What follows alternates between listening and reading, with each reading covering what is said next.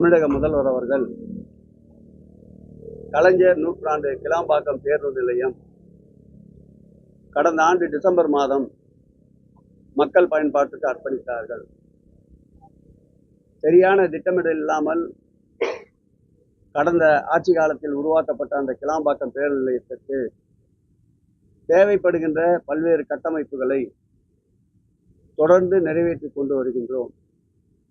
அந்த வகையில் ஆமணி பஸ்கள் நிறுத்துவதற்கென்று தனியாக இடம் வேண்டும் என்ற கோரிக்கையை ஆமணி பஸ் உரிமையாளர்கள் சங்கத்தினர் வைத்த கோரிக்கையை ஏற்று சுமார் 5 ஏக்கர் நிலப்பரப்பில் 40 கோடி ரூபாய் செலவில் ஒரு முறை 111 பஸ்கள் நிறுத்துகின்ற அளவிற்கு இந்த பஸ் நிலையம் உருவாக்கப்பட்டிருக்கின்றது.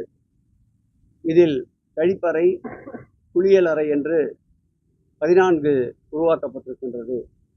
அதேபோல் ஓட்டுநர்கள் மற்றும் அந்த பேருந்தை சுத்தம் செய்கின்ற கிளீனர்கள் போன்றவர்கள் தங்குவதற்காக 2 கட்டடங்களாக உணவு கூடத்தோடு கூடிய 100 பேர் தங்குகின்ற அளவிற்கு 2 கட்டிடங்கள் உருவாக்கப்பட்டிருக்கின்றன.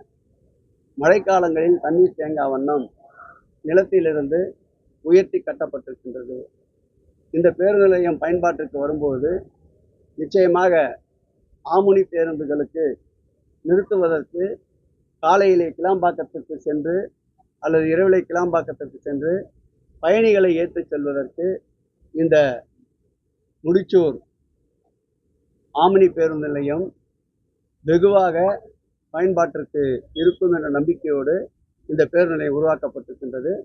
அடுத்த மாத இறுதிக்குள் இந்த பேருந்து நிலையம் பயன்பாட்டிற்கு கொண்டு வருவதற்குண்டான நடவடிக்கைகளை எடுப்பதற்காக இந்த காலையிலிருந்து துறையினுடைய செயலாளர் அன்பிற்கினிய கார்கர்லா உஷா அவர்களும் துறையினுடைய உறுப்பினர் செயலாளர் அன்பிற்கினிய அன்சுல் மிஸ்ரா அவர்களும் இந்த ஆய்வினை மேற்கொண்டிருக்கின்றோம்.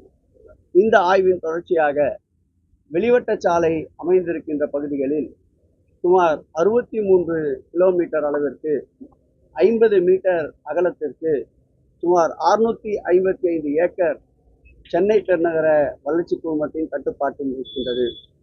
இந்த வெளிவட்ட சாலையில் 4 இடங்களில் உடற்பயிற்சி கூடம், பூங்காக்கள், நடைபயிற்சி போன்ற ஸ்டேடியம் உட்பட அனைத்து வசதிகளுடன் கூடிய ரூபாய் 12 கோடி மதிப்பீட்டில் 4 இடங்களில் அந்த விளையாட்டு பூங்கா உருவாக்கப்பட்டு பணிகள் நடந்து வருகின்றன. அதையும் இன்று காலை ஆய்வினை மேற்கொண்டோம்.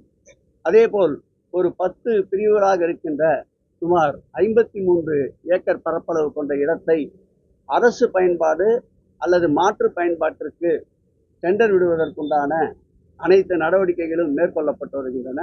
அந்த இடங்களையும் இன்று காலை பார்வையிட்டிருக்கின்றோம். அவுட்டர் ரிங் ரோடில் அமைந்திருக்கின்ற அந்த இடங்களில் HT உயர் அழுத்த மின் கம்பி வடம், அதேபோல் நீர்நிலை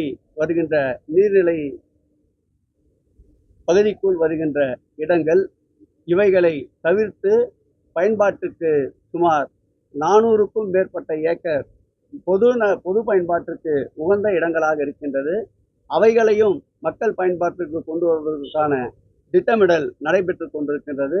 அதையும் வெகு விரைவில் மாண்புமிகு தமிழக முதல்வர் அவருடைய கவனத்திற்கு கொண்டு சென்று எந்தெந்த பகுதிகளை எந்தெந்த திட்டங்களுக்கு பயன்படுத்தலாம் என்று அவருடைய அறிவுரையும் ஆலோசனையும் பெற்று அந்த இடங்களையும் மக்கள் பயன்பாட்டிற்கு கொண்டு வருவதற்கு திட்டமிட்டிருக்கின்றோம்.